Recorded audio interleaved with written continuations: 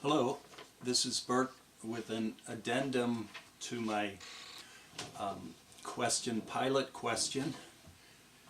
I realized that I didn't draw a clear conclusion to what I was saying last time, so I just wanted to add a little bit on as far as the implications, the results. This was a test. If you fly at the same altitude as Mount McKinley, according to level, according to a perfectly straight line, what do you have to do according to the instruments to get that, to fly in a perfectly straight line?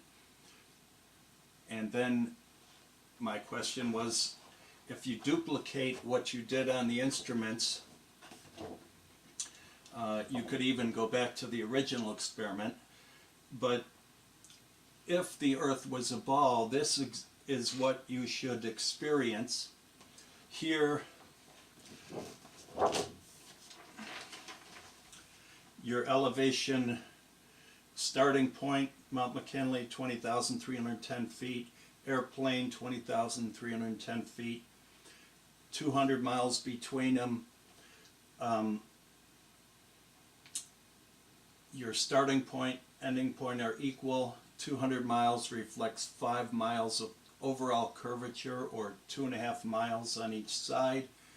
This, if the Earth were a ball, this is what you should experience in actually two ways.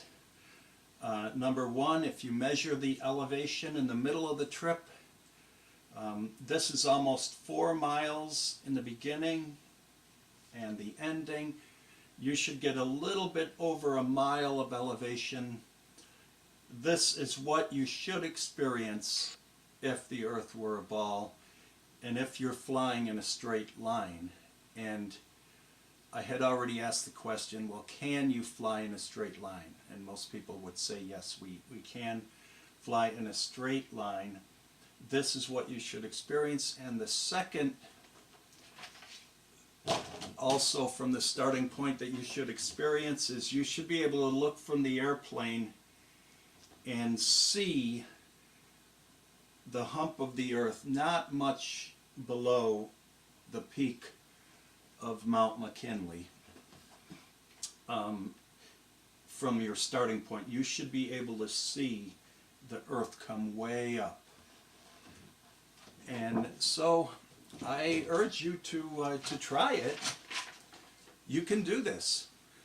You can fly a plane, you can take measurements, take your elevation in the middle.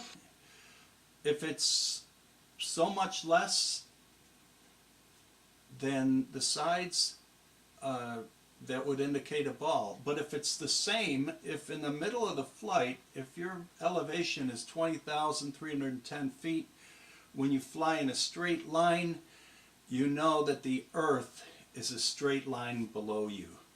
God bless you. Jesus is Lord. He's the only way of salvation, the only way of forgiveness of sins, the only way to heaven. He loves you.